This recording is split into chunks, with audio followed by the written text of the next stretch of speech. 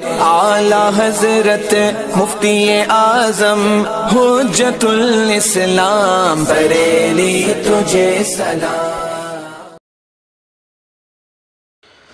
السلام علیکم ورحمۃ اللہ تعالی وبرکاتہ۔ مرکز اہل سنت جامعہ رضویہ منظر اسلام کے یوٹیوب چینل ہم سبق درس نظامی میں آپ کا خیر مقدم ہے۔ جنہوں نے اب تک ہمارے چینل کو سبسکرائب نہیں کیا ہے وہ ضرور سبسکرائب کر لیں اور گھنٹی بھی دبا دیں تاکہ ہر اپلوڈ کی نوٹیفیکیشن اور اطلاع آپ تک پہنچتی رہے۔ ساتھ ہی ساتھ اپنے ساتھیوں سے بھی شیئر کریں اور بات پسند آئے تو لائک بھی کیا کریں۔ آپ کے سامنے اب حضرت مولانا مفتی محمد قمر صاحب اصول الشاشی کا درس دیں گے، آپ حضرات اس کو بغور سماعت فرمائیں۔ السلام علیکم ورحمۃ اللہ وبرکاتہ۔ بسم اللہ الرحمن الرحیم۔ البحث الاول فی کتاب اللہ تعالی۔ یہاں سے مصنف علیہ الرحمہ پہلی بحث کا آغاز فرماتے ہیں پہلی بحث کتاب اللہ کے تعلق سے ہے۔ آپ نے کل کے سبق میں ملاحظہ کیا کہ مصنف علیہ الرحمہ نے فقہ کے 4 اصول ذکر فرمائے ہیں۔ ان 4 اصول میں سے پہلا اصول تھا کتاب اللہ، اور دوسرا سنت رسول اللہ، اور تیسرا اجماع امت، اور چوتھا قیاس۔ سوال یہ ہے کہ ان 4 اصول میں سے مصنف علیہ الرحمہ نے بحث کا آغاز کتاب اللہ ہی سے کیوں فرمایا؟ سنت رسول اللہ سے بھی فرما سکتے تھے، اجماع امت سے بھی فرما سکتے تھے، قیاس کے ذریعے بھی فرما سکتے تھے۔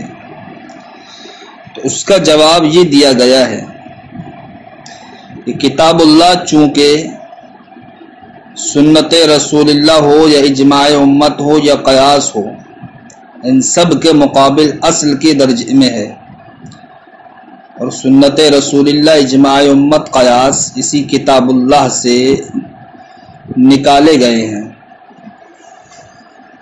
تو گویا کہ کتاب اللہ اصل ہوئی اور باقی اصول یہ کیا ہوئے؟ فرع ہوئے، اور اصل فرع پر کیا ہوتی ہے؟ مقدم ہوا کرتی ہے۔ اس لیے مصنف علیہ الرحمہ نے کتاب اللہ سے بحث اول کا آغاز فرمایا۔ فرماتے ہیں البحث الاول فی کتاب اللہ تعالی، پہلی بحث کتاب اللہ کے تعلق سے ہے۔ فصل فی الخاص والعام، یہ فصل مصنف علیہ الرحمہ کتاب اللہ کے لفظ خاص اور لفظ عام کے تعلق سے پیش فرماتے ہیں۔ سب سے پہلے ہم خاص و عام کی تعریف کو ملاحظہ کریں گے، پھر ان تعریف میں جو قیود ذکر کی گئی ہیں ان قیود کی وضاحت کریں گے۔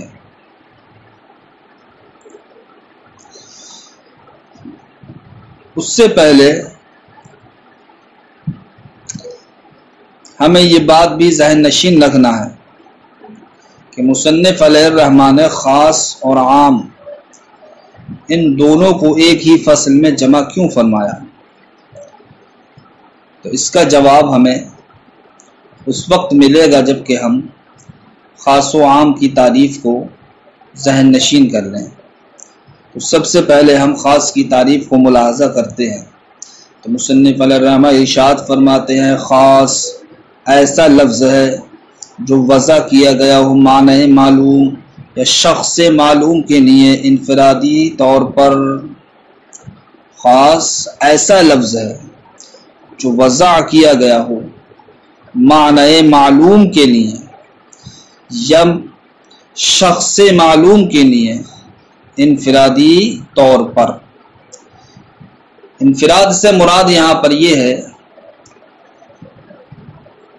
کہ خاص جس معنی کے لیے وضع کیا گیا ہوگا وہ معنی کسی دوسری چیز کی شرکت سے پاک ہوگا، اس میں کسی بھی دوسری فرد کی شرکت کا اعتبار نہیں ہوگا۔ جہاں پر شرکت کا اعتبار نہ ہو بالکل بھی، اس کو خاص کہا جاتا ہے، اور جہاں پر لفظ وضع تو معنی معلوم یا شخص معلوم کے لیے کیا گیا ہو لیکن وہاں پر شرکت کا اعتبار ہو تو اس کو عام کہا جاتا ہے۔ تو خاص و عام دونوں کے دونوں گویا کہ ایک قبیل سے ہوئے کہ خاص کی وضع بھی معنی معلوم یا شخص معلوم کے لیے ہوتی ہے، اسی طریقے سے عام کی وضع بھی معنی معلوم یا شخص معلوم کے لیے ہوتی ہے، لیکن دونوں میں فرق یہ ہے کہ خاص میں دوسرے فرد کی شرکت کا اعتبار بالکل نہیں ہوتا ہے، برخلاف عام کے کہ عام میں دوسرے فرد کی شرکت کا اعتبار ہوتا ہے، یعنی کہ عام کے اندر افراد کا اعتبار ہوتا ہے برخلاف خاص کے کہ خاص کے اندر افراد کا اعتبار نہیں ہوتا ہے۔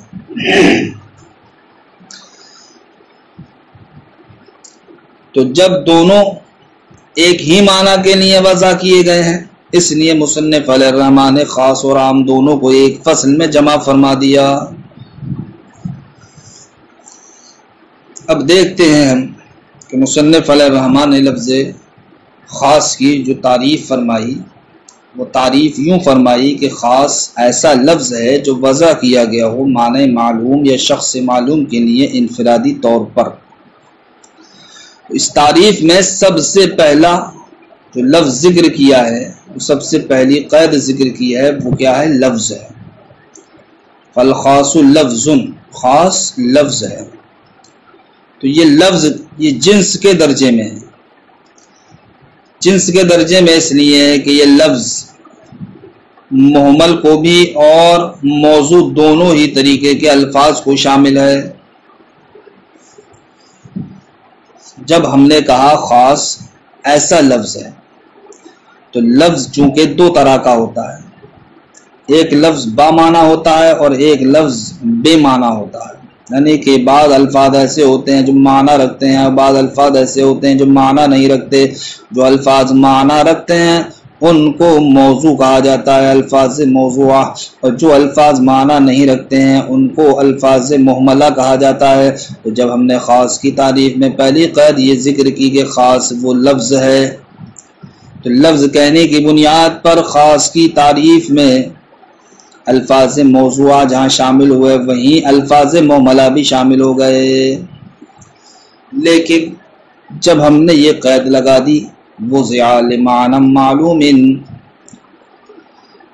کہ خاص ایسا لفظ ہے جو وضع کیا گیا ہو معنی معلوم کے لیے، یا ہم یہ کہیں کہ خاص ایسا لفظ ہے جو وضع کیا گیا ہو معنی کے لیے، معنی کے لیے، تو جو ہی ہم نے یہ قید لگائی تو یہ قید فصل کے درجے میں ہو گئی جس نے الفاظ محملہ کو خاص کی تعریف سے خارج کر دیا، اس لیے کہ الفاظ محملہ کسی معنی کے لیے وضع نہیں کیے جاتے ہیں۔ تو اب وضع لمعنی یہ جناب والا پہلی فصل ٹھہری، کیونکہ اس نے الفاظ محملہ کو خاص کی تعریف سے خارج کر دیا۔ تو جو چیز کسی کو امتیاز دلا دے اس کو کہا جاتا ہے فصل، لہذا وضع لمعنی یہ خاص کی تعریف میں جو قیودات ذکر کی گئی ہیں ان قیودات میں سے یہ قید کیا کہلائے گی؟ فصل کہلائے گی، اور لفظ یہ کیا کہلائے گا؟ جنس کہلائے گا۔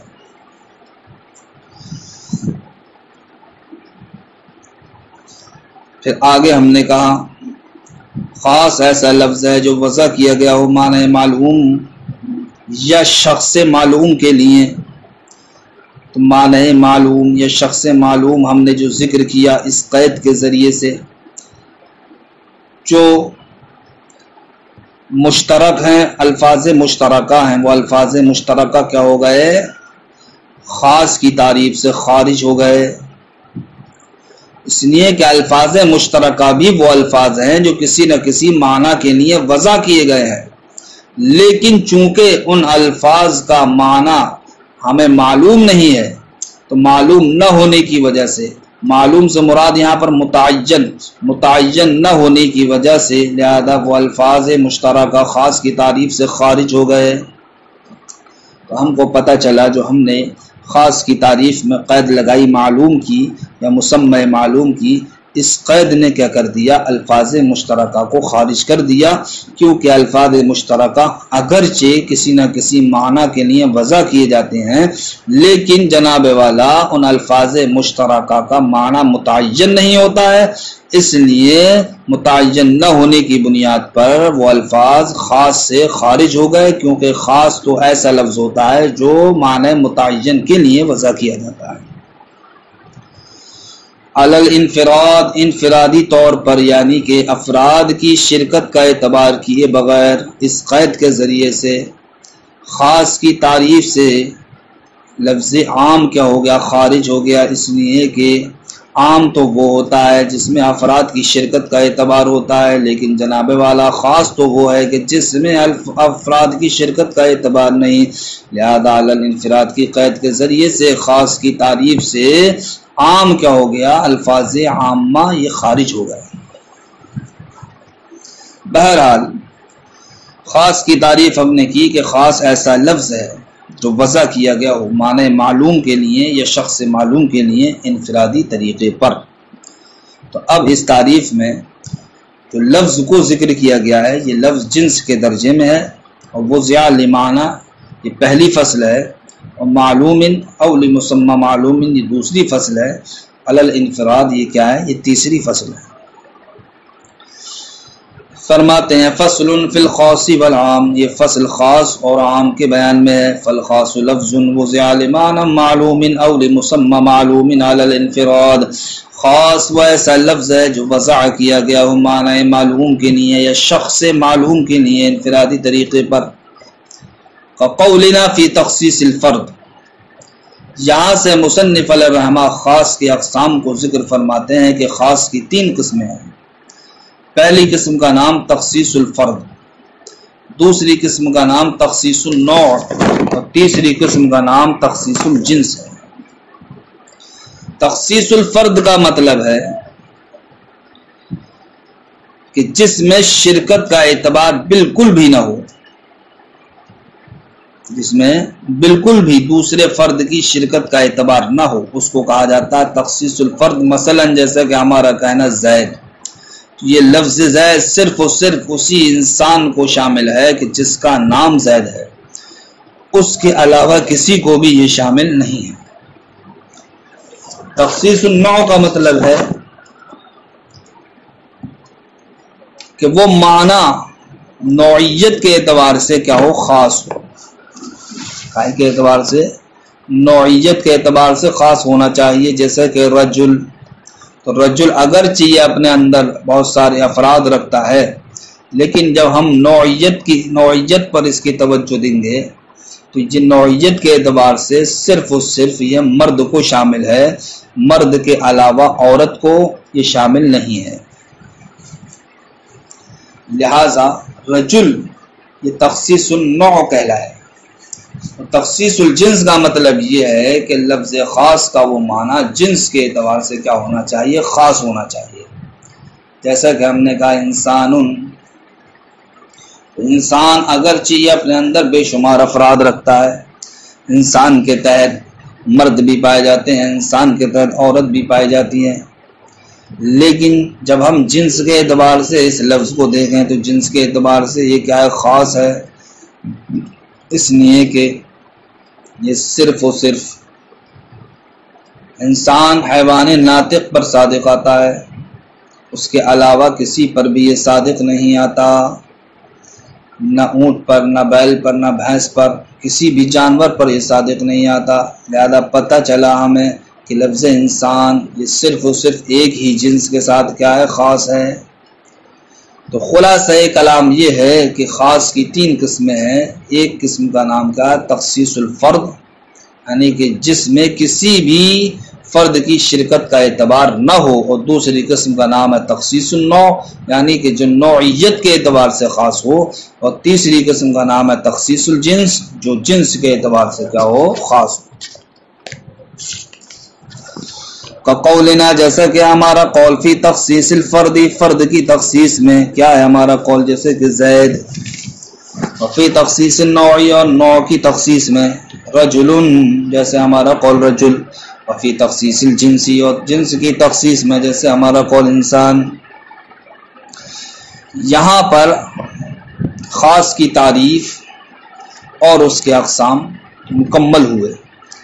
والعام کل لفظ ينتظم جمعا من الافراد، یہاں سے مصنف علیہ الرحمہ عام کی تعریف کا آغاز فرماتے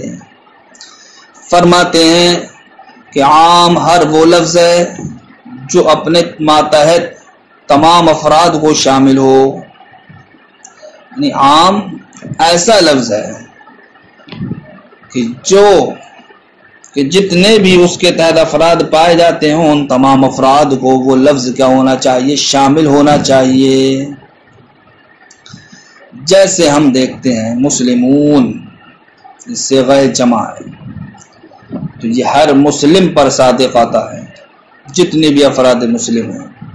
ایسے ہی مشرکون یہ بھی صیغہ جمع ہے اور جناب والا جتنے بھی افراد مشرک ہیں ان تمام پر یہ صادق آتا ہے۔ تو مسلمون اور مشرکون یہ ایسے الفاظ ہوئے کہ جتنے بھی ان کے تحت افراد پائے جاتے ہیں ان تمام افراد پر یہ الفاظ صادق آتے ہیں، لہذا یہ عام کہلائیں گے، کیونکہ عام کہتے ہیں ہر اس لفظ کو جو اپنے تمام افراد کو کیا ہو؟ شامل ہو، جو اپنے تمام افراد کو شامل ہو۔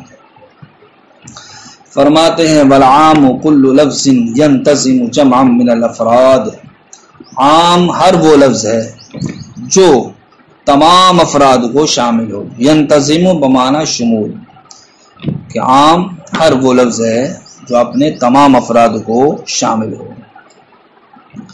تو ینتظم کی قید کے ذریعے سے الفاظ مشترکہ کیا ہو گئے؟ خارج ہو گئے، اس لیے کہ الفاظ مشترکہ کے تحت جو معنی پائے جاتے ہیں یا لفظ مشترک اگرچہ بہت سارے معنی کو شامل ہوتا ہے یا بہت سارے معنی پر صادق آتا ہے، لیکن بیک وقت وہ تمام معنی پر صادق نہیں آتا ہے، بلکہ اعلی شمول البدلیت یا بدلیت کے طریقے پر وہ تمام معنی پر صادق آتا ہے۔ یعنی کہ عام اور مشترک ان دونوں میں فرق یہ ہے کہ عام کے تحت جتنے بھی افراد پائے جاتے ہیں تو عام بیک وقت ان تمام افراد پر صادق آتا ہے، برخلاف مشترک کے کہ مشترک اگرچہ یہ بھی معنی کیا کثیر رکھتا ہے لیکن بیک وقت وہ ان تمام معنی کثیر پر صادق نہیں آتا ہے، بلکہ ایک وقت میں صرف و صرف لفظ مشترک ایک ہی معنی کو شامل ہوتا ہے، اور دوسرا معنی جب اس سے مراد لیا جاتا ہے تو اب پہلے والے معنی کی شمولیت کیا ہو جاتی ہے؟ ختم ہو جاتی ہے۔ تو مشترک کے اندر یہ بات ہوتی ہے کہ لفظ مشترک جن معنی کو شامل ہوتا ہے، جن معنی کثیر کو شامل ہوتا ہے تو وہ بدلیت کے طریقے پر ہوتا ہے۔ اگر ایک معنی ہم نے مراد لیا تو اب اس کے علاوہ جتنے بھی ہیں وہ تمام معنوں میں سے کوئی بھی معنی اس سے مراد نہیں لے سکتے، اور اگر ہم دوسرا معنی مراد لیتے ہیں تب ایسی صورت میں اب پہلے والے معنی کو وہ لفظ مشترک شامل نہیں ہوگا۔